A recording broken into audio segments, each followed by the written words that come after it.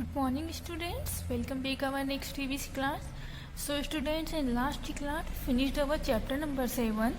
Now today we will start our chapter number 8, environment sanitation. Okay, environment means होता है पर्यावरण, sanitation means होता है स्वच्छता, means पर्यावरण को स्वच्छ रखना. Okay, so let's start our introduction. Environment means the world around us. देखिए, जो एनवायरमेंट मीन्स होता है हमारे आसपास की दुनिया. Environment sanitation means keeping your surrounding clean. और एनवायरमेंट सैनिटेशन मीन्स होता है हमारे आसपास की जगह को साफ रखना, स्वच्छ रखना. You should keep your surrounding clean. आपको आपके आसपास की जगह को साफ रखना चाहिए. Dirty surroundings invite germs and infections. और जो यदि कोई गंदी जगह रहती है, खराब रहती है, तो वो क्या करते हैं, जर्म्स और इन्फेक्शन को इनवाइट करते हैं. इन cholera, malaria, jaundice, plague are some of the epidemic diseases that can occur if you live in dirty areas. यदि आप किसी गंदी जगह में रहते हैं तो आपको कोलेरा, मलेरिया, जॉइंडिस, प्लेग, ये सभी बीमारियां मीन्स हो सकती है, इससे आप ग्रसित हो सकते हैं. ओके, तो इन सब से बचने के लिए हमें हमारे आसपास की जगह को साफ रखना चाहिए. ओके, तो इस चैप्टर के अंदर हम यही पढ़ेंगे कि हम हमारे आसपास की जगह को किस प्रकार साफ रख सकते हैं. Okay, so let's start.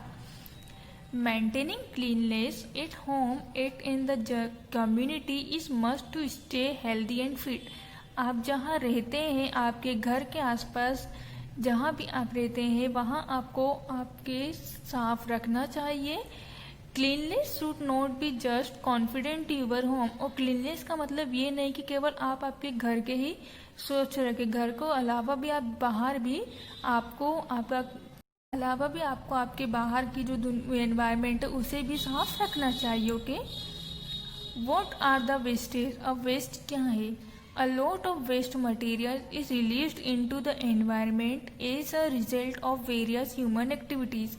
देखिए, वेस्ट वो मटेरियल है जो एनवायरनमेंट में ह्यूमन एक्टिविटीज़ के द्वारा फैलाया जाता है, जो किया जाता है, उसका परिणाम क्या होता है, वेस्ट के रूप में निकलता है. This waste material can be divided into 2 categories. और इन वेस्ट मटेरियल को हम 2 कैटेगरी में डिवाइड कर सकते हैं. ओके, सबसे पहला आता है हमारा biodegradable waste. Some waste material such as paper, leaves, left over food जैसे पेपर, पत्तियाँ, बचा हुआ खाना, सब्जियाँ, peels, clothes etcetera can be disposed of easily and can mix with the soil. इन्हें हम आसानी से डिपोस्ट कर सकते हैं और मिट्टी के अंदर ही आसानी से मिल जाते हैं. Micro organism present in the soil cause them to decay. और जो माइक्रो ऑर्गेनिज्म रहते हैं मिट्टी के अंदर, वो क्या करते हैं, इनका शरण करके इन्हें अच्छे से इनको शरण करके अच्छे से अपने में मिक्स कर लेते हैं. ओके, अब आता है non biodegradable waste. Waste materials which can not be disposed of as remain as it is in the environment are called non biodegradable wastage. अब देखिए, कुछ मटेरियल्स ऐसे होते हैं जो अर्थ में या जो हमारे एनवायरनमेंट में मिक्स नहीं हो पाते हैं, बस वैसे के वैसे ही रहते हैं, वो उन्हें बोलते हैं हम non biodegradable waste. They keep on polluting environment for years. और ये बहुत सालों तक हमारे एनवायरनमेंट को पॉल्यूटिंग करते रहते हैं, ख़राब करते रहते हैं. जैसे प्लास्टिक, रबड़ etcetera are non biodegradable wastage. ये सभी नॉन बायोडिग्रेडेबल वेस्टेज होते हैं. ठीक है, तो आगे स्टूडेंट्स आप लोगों को समझ में बायोडिग्रेडेबल एंड नॉन बायोडिग्रेडेबल. जो वेस्टेज हमारे एनवायरनमेंट में मिक्स हो जाते हैं, मिट्टी के अंदर मिक्स हो जाते हैं, ओके, उन्हें बोलते हैं हम बायोडिग्रेडेबल. जैसे पत्तियाँ, बचा हुआ खाना, वेजिटेबल्स.